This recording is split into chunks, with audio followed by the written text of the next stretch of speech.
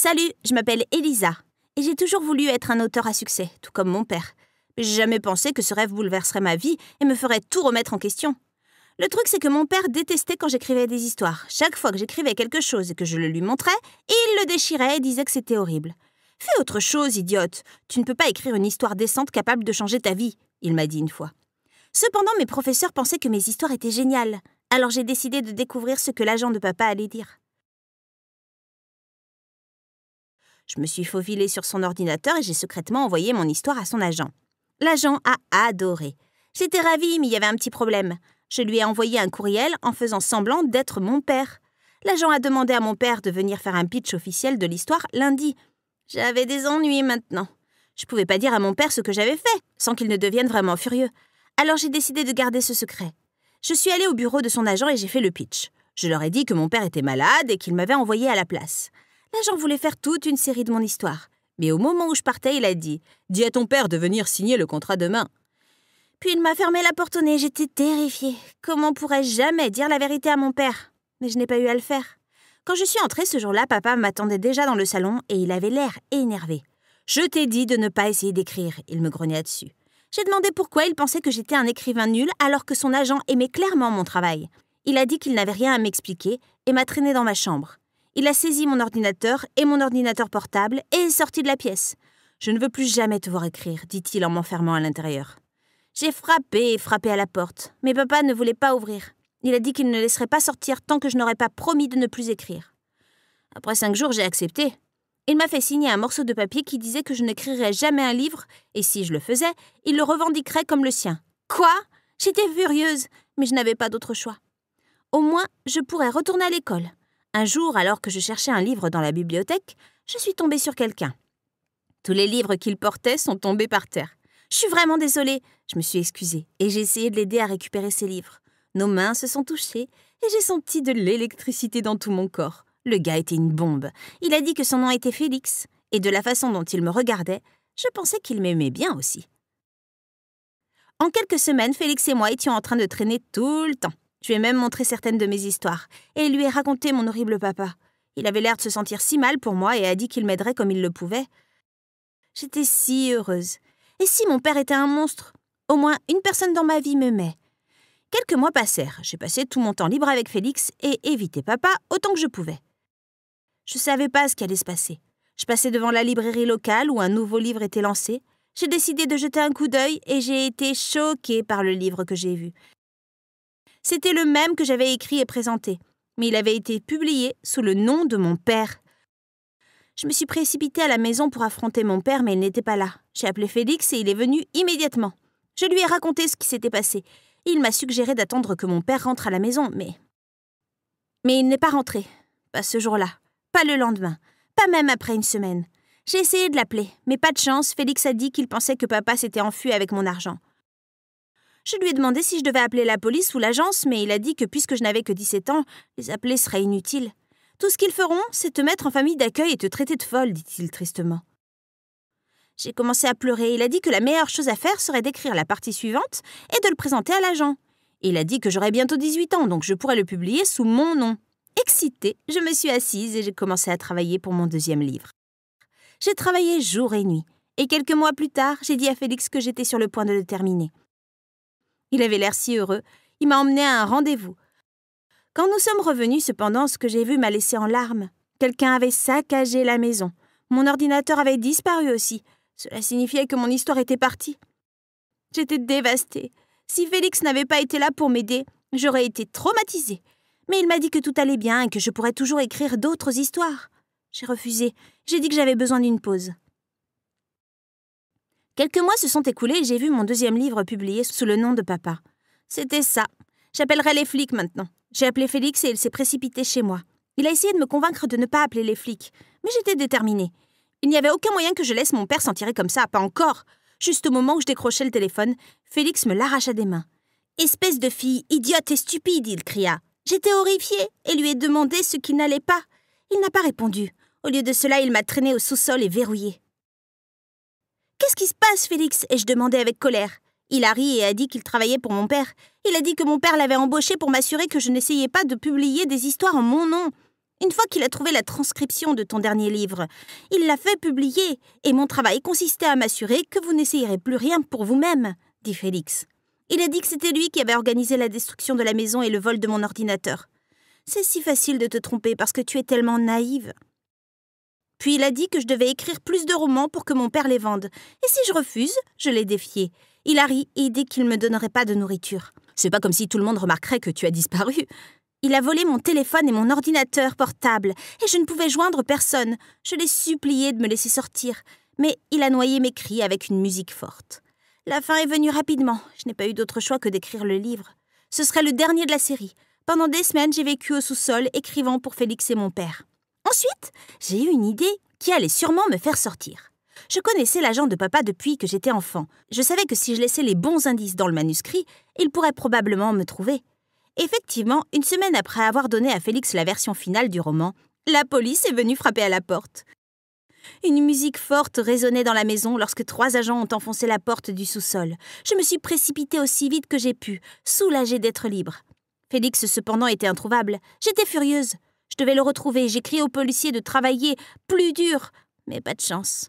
Il était parti. En fait, il n'avait laissé aucune trace de qui il était non plus. La seule chose que la police avait était un croquis que je les avais aidés à faire. Ils ne pouvaient pas non plus retrouver mon père. Aussi bouleversée que j'étais également heureuse qu'il soit parti de ma vie et que je puisse revenir à la normale. Mais mon pauvre, j'avais tort. Une fois qu'ils ont découvert ce que papa avait fait, l'agence d'édition m'a donné tout l'argent.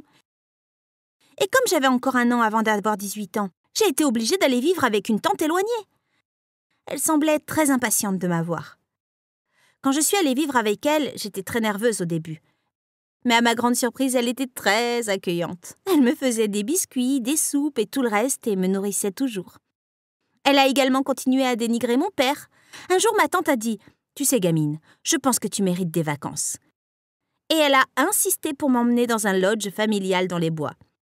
J'avais une somme d'argent apparemment infinie maintenant, alors j'ai pensé que nous pouvions y aller. À la minute où j'ai dit oui, ma tante a tout emballé et mis dans la voiture. « Ha ha, tu es vraiment excitée par ces vacances, n'est-ce pas ?» J'ai plaisanté. Et elle a simplement souri en prenant la route. Quelques heures plus tard, nous nous sommes retrouvés dans une prairie très étrange et effrayante. Elle était entourée d'énormes arbres et n'avait pas de véritable piste. J'ai vérifié mon téléphone et j'ai réalisé qu'il n'y avait pas non plus de signal. J'étais tellement paniquée. Je lui ai posé des questions à ce sujet et elle a dit « Ce sera une véritable expérience dans la nature. » Mais j'avais le sentiment que quelque chose n'allait pas. Plus tard dans la journée après le dîner, j'ai commencé à me sentir étourdie. Quand je me suis réveillée, je me suis retrouvée attachée à une chaise. « Pas encore !» ai-je pensé avec colère. J'ai demandé à ma tante de me laisser partir et elle s'est mise à rire. Elle a dit qu'elle n'était pas ma vraie tante. Ma vraie tante était une toxicomane sans abri qu'elle avait laissé rester chez elle. Mais ma vraie tante l'avait trompée et s'était enfuie avec son mari. Cette femme avait cherché ma tante pendant des années et m'avait trouvée à la place. Quelqu'un doit payer pour la perte et la souffrance que j'ai subie. Elle a commencé à pleurer. J'étais tellement sonnée. Pourquoi étais-je constamment entourée de psychopathes ? Je lui ai demandé exactement ce qu'elle voulait de moi. Elle a dit qu'elle voulait juste me voir souffrir. « Tu lui ressembles un peu ?» J'ai roulé des yeux. Et merde, manquait plus que ça, ai-je pensé. Cette nuit-là, lorsque cette femme, Linda, comme elle me l'avait dit, dormait, j'ai commencé à regarder attentivement autour de moi. Après ce qu'avait fait Félix, j'avais l'habitude de garder une petite lame dans ma manche, et comme elle avait agi avec moins de méfiance ce matin-là, j'avais pris soin de l'aiguiser.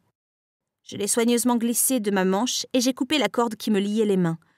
À ma grande horreur, cependant, alors que j'essayais de me libérer, la chaise s'est renversée et Linda s'est réveillée. Elle m'a crié dessus et s'est précipitée sur moi. J'ai réussi à m'enfuir juste à temps. Heureusement, la porte du chalet n'était pas verrouillée.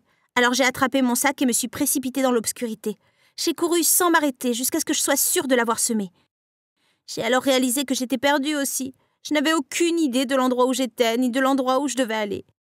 J'ai vérifié pour voir ce que j'avais dans mon sac, et j'ai été soulagée de voir qu'au moins j'avais de l'argent. Mais j'étais tellement fatiguée, je savais que je devais m'arrêter. Je me suis assise à côté d'un arbre et j'ai essayé de dormir dans le froid. Le lendemain, je me suis réveillée avec quelqu'un qui criait « Oh non, Linda m'avait-elle retrouvée ?» Non, c'était pas ça. Il y avait un homme qui me lançait des cailloux. Le gars avait l'air si familier, mais je pouvais pas l'identifier. Il m'a demandé qui j'étais et pourquoi je dormais à côté de son arbre. Son arbre ? J'ai soupiré. Un autre psychopathe.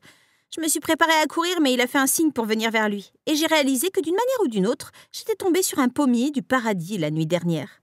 Là, à environ 50 mètres, il y avait même une petite maison.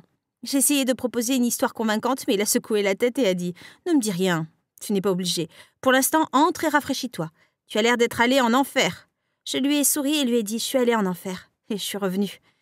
Il m'a emmenée à l'intérieur de la maison et j'ai réalisé que j'étais soudain incroyablement, follement attirée par lui. Il était si gentil. Après avoir mangé, il m'a proposé sa chambre pour dormir.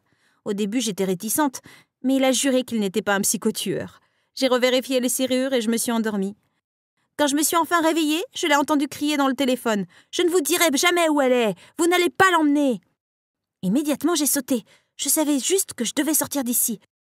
Mais la pièce n'avait qu'une seule porte et aucune fenêtre. J'ai pensé que je devais le duper. Agissant comme après avoir dormi et normal, je suis sortie et lui ai souri. Il a souri en retour et pendant 1 minute, mon cœur a fondu. Comment quelqu'un avec un si beau sourire pouvait-il être mauvais? Je lui ai demandé si je pouvais utiliser son téléphone et il a répondu qu'il n'en avait pas, mais je savais ce que j'avais entendu. Au cours des jours suivants, ce type, Finn, ne voulait pas me laisser seule. Il ne m'a jamais dérangée et n'a rien dit. Mais il ne m'a pas non plus laissée hors de sa vue et a continué à demander que je reste un peu jusqu'à ce que j'aille mieux et qu'il puisse me ramener d'où je venais, en toute sécurité. Mais je lui avais toujours pas parlé de moi. Il n'y avait pas moyen de s'éloigner de lui. Alors un jour, je suis descendue et je l'ai trouvé travaillant dans la cuisine. Je devais l'admettre, il avait l'air si sexy. Je l'ai regardé et je me suis approchée de lui et je l'ai embrassé. Il m'embrassa en retour et me serra fort. Puis je me suis évanouie. Eh bien, en gros, j'ai fait semblant de m'évanouir. J'espérais qu'il m'emmènerait à l'hôpital ou quelque chose comme ça, mais je me trompais. Aussi inquiet qu'il fut, il ne m'a emmené nulle part, mais il a sorti son téléphone pour appeler quelqu'un. J'ai été soulagée de le voir le mettre sur la table. Au moment où j'allais attraper le téléphone, j'ai entendu des cris à l'extérieur. J'ai sauté et je suis sortie. J'ai vu Finn. Il se disputait avec quelqu'un. C'était Félix! Je savais que je devais sortir immédiatement. Il m'est apparu soudainement que Finn m'avait rappelé Félix. Ils avaient les mêmes yeux, le même sourire. Comment ne l'avais-je pas vu auparavant? Finn allait me livrer à son frère taré et à mon père plus taré encore. J'ai couru en bas et à la porte, derrière moi, j'ai entendu des cris. Il m'avait vu. J'ai couru imprudemment, j'ai vu une voiture, j'ai couru vers elle, mais il y avait quelqu'un dedans. Quand j'ai vu de qui il s'agissait, j'ai cru avoir officiellement perdu ma chance. Sur le siège arrière endormi était mon père. Je me suis retournée et j'ai essayé de courir dans l'autre sens, mais Félix a barré mon chemin. Finn était introuvable. J'ai essayé d'attraper une pierre pour le frapper, mais Félix était plus rapide. En quelques secondes, il avait fait tomber la pierre de ma main.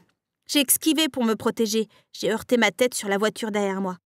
Tout a commencé à s'estomper, juste avant de m'évanouir.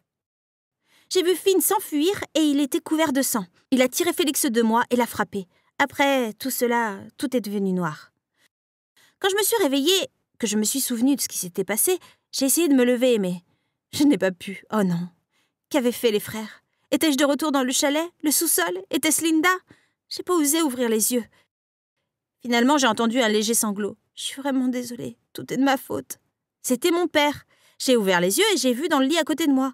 Il était couvert de bandages. Entre nos lits était assis Finn. J'ai haleté et j'ai essayé de courir, mais tout d'un coup, j'ai réalisé que j'étais à l'hôpital. J'ai vu une infirmière et j'ai finalement compris que Finn ne pouvait pas me blesser en public. J'ai commencé à crier. Il m'a supplié d'arrêter. Les médecins se sont précipités et m'ont demandé d'écouter. Finalement, Finn m'a dit la vérité. Ton père ne s'est jamais enfui avec ton argent. Félix l'avait aussi kidnappé, il a dit. J'étais choquée. Finn a continué. Lui et Félix étaient définitivement frères, mais Félix était fou. Félix était un fan du travail de papa. Quand il a découvert que papa avait volé mon travail, il a monté un plan pour donner l'impression que papa était derrière le vol de mon travail pour que je ne le cherche pas. Quand j'ai tout découvert, j'ai essayé de l'arrêter, mais il ne voulait pas écouter, alors j'ai déménagé dans la ferme familiale où je t'ai vu. Je savais juste que je devais te protéger, il a dit. Il m'a dit que Linda, qui connaissait Félix, me cherchait et lui avait dit que j'étais probablement à la ferme. Heureusement, ils ont tous deux été envoyés en prison. Finn a témoigné contre eux. Cela fait 5 ans. Et Finn et moi sommes sur le point de nous marier. Pour notre lune de miel, nous irons dans un petit verger de pommiers que sa famille possède.